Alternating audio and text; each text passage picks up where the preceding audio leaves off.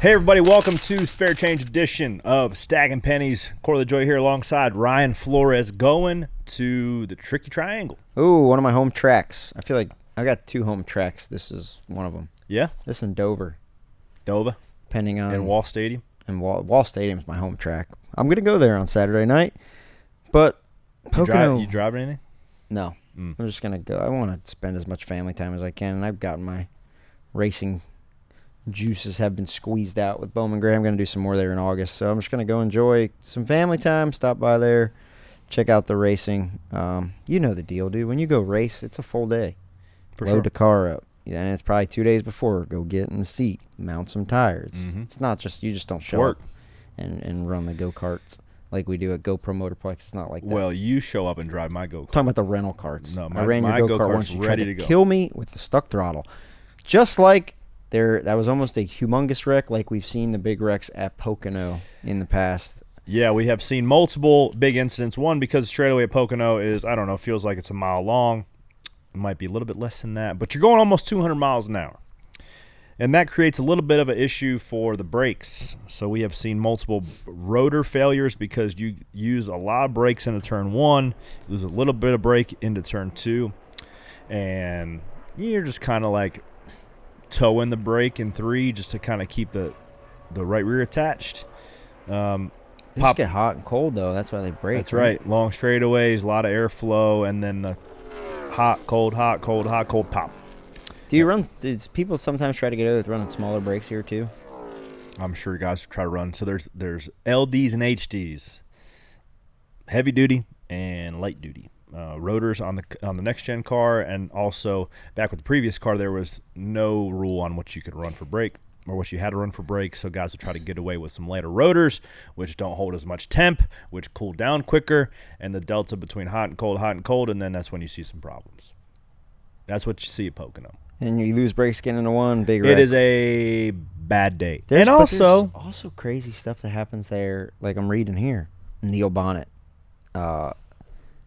he hit a deer in practice. Fans running across the track. You see like gophers on the track. There's always just crazy stuff. Some animals. A lot of animals. We're backed up to, I don't know, thousands of acres. So yeah, it's occasional you'll see some wildlife, and sometimes you'll take care of one or two. We've seen coyotes, foxes. I think Tricky the Fox is the actual mascot of the racetrack. Pop quiz. What are the three corners modeled after? I know this. That's why I asked. Turn 1 is Trenton. Yep. Turn 2 is Indy. Yep. Turn 3 is Milwaukee. Yep. Ding, Let's ding, go, ding. dude. Wow. Just a couple of savants. Just Trivia question. Nailed it.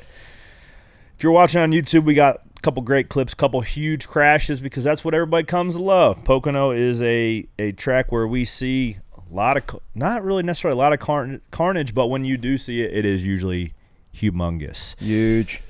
First clip, Dale Earnhardt, 1982, big old flip. This is very bad wreck that he went through in Pocono, I think the 82 season. Get down into one. Oh, who junked him? Jesus. No, that was Dale. Oh, Dale junked the 2 car here, and Says he lost brakes. Oh, yep. So both driving for JD Stacy team cars. The picture of him climbing out of there is so God. iconic. There it is. Yeah. Oh, looks like his my. legs broken 4 places. And the Bubble goggles are all that wreck with mashed up on there. Tim Richmond helping him. Can you imagine if you guys spun each other out now? Yeah, you ain't helping somebody out. Running into each other under caution. This guy's helping with the ambulance. I know. And he said I ain't getting in the back of the ambulance. I'm in the front seat driving this thing. Oh, and he just slammed the door on him.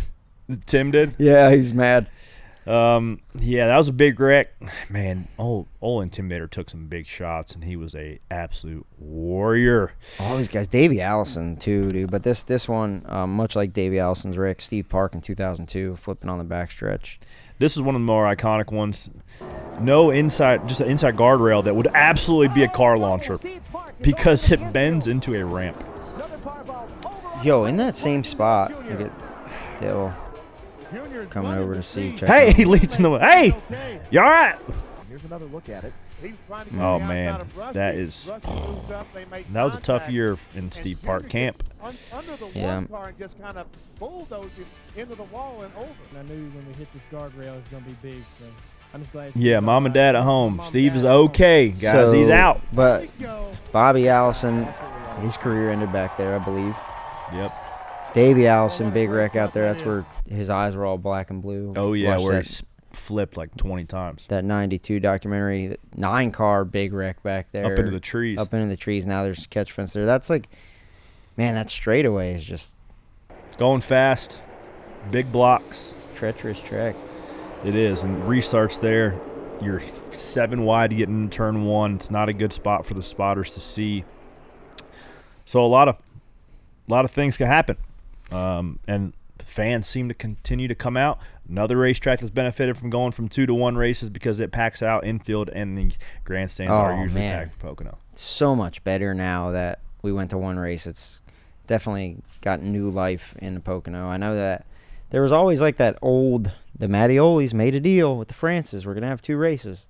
But they, I think they'd be happy now with what has transpired there with 1 race. And yeah, this is a place that I'll always hold special in my heart, winning with the Wood brothers and Ryan. We won the 99th race there, so it was really cool to get those guys back to victory lane. That was a fun day. And just like that race, the strategy was tricky. We ended up off cycle on a different strategy. Came out first car on 4 tires. Won the race. Just like this weekend, it's going to be run backwards, fuel mileage. These cars with these bigger cells and the way pit stops are, everybody's kind of just towing the line of being short on fuel. That's it. So we can see another situation, especially if we get some crazy wrecks at the end, like we just saw. 1 extra, 2 at extra Nashville. green white checkers. Guys don't anticipate it, and you see a lot of guys run out of fuel because they're trying to make it all the way to the very end on that last drop of fuel. Green white checkers here. The race is a little bit different. Green white checkers here obviously a lot longer than Nashville, but here you can take the penalty of filling your car up without going a lap down because the track is so big, where you don't take that risk at a mile and a half for a track that's a little bit faster. So this is a place where you can cut the stages and flip stages, or if you're within a certain window of in front of the leader, where you take some more chances and risks that you wouldn't normally take. The thing that I'm excited to see, this is the tell-all of what is going to be the predecessor, or is that what's after that? How do you say what's after this? That's not predecessor. This is the predecessor. The sequel to Indy next week, right? Because right. Going back to the oval, this has always been a telltale sign of who's going to be fast at Indy. The tracks are a lot alike. Yeah. So I have Indy circled as one of the biggest races that I want to win before my days are done. And we should have won it with Ryan a couple times. So we're going to get a back good, at the rectangle. Yeah, we're going to get a week. good telltale sign of who's fast, who's going to be good at Indy the next week. Mm-hmm. So you guys obviously feel good. I think that was the site of Ryan Blaney's first career win, as you just mentioned. So you guys always got to feel going back to a place you won. He was fast here last year. I didn't go. This was actually when I got my appendix out last year. So I watched this race on TV. Ryan had a good opportunity to win this, but ended up blowing up. And this is where the Hamlin Larson beef started to boil over. So a lot of wrecks last year at this race. I would put the Pocono Trophy in the top 5. It's the Eagle? Yeah. Yeah. That is a bitchin' trophy. Yeah, it's a cool trophy. I've got a little, I say mini. It's very large, but mini compared to the Cup Trophy from the ARCA race I won there. Victory Lane's much different now, though. It's not the white building that it once was. It's not? I think they changed it. I don't know where it is, but I do believe it's been changed. It doesn't matter where Victory Lane's at. Victory Lane was a little awkward when it was like the white building in the stand. Yeah, it was kind of weird. It was like you won. That's it was where like you a met your knockoff wife. That's pagoda. where you met Kelly. It's like, that's where I That's where you met Kelly in Yep. Victory Lane there. Yep. You've won a race, Pocono. I have. That was back when people thought I was good. I still think you're good. Appreciate that. So we're going to go. Pocono's been pretty good to us. We ran well. We ran in the top 15 several times. So we qualified, I think, 11th there last year. So we just got to run up there. Just got to have a day. That's it. Go have yourself a day. Hopefully you guys get the strategy right. And hope you guys have a day as well this weekend on Sunday. Whether you're going to the racetrack or you're going to be watching on USA, 2:30 Eastern time. You're not going to want to miss it. Pocono always delivers, especially one time a year.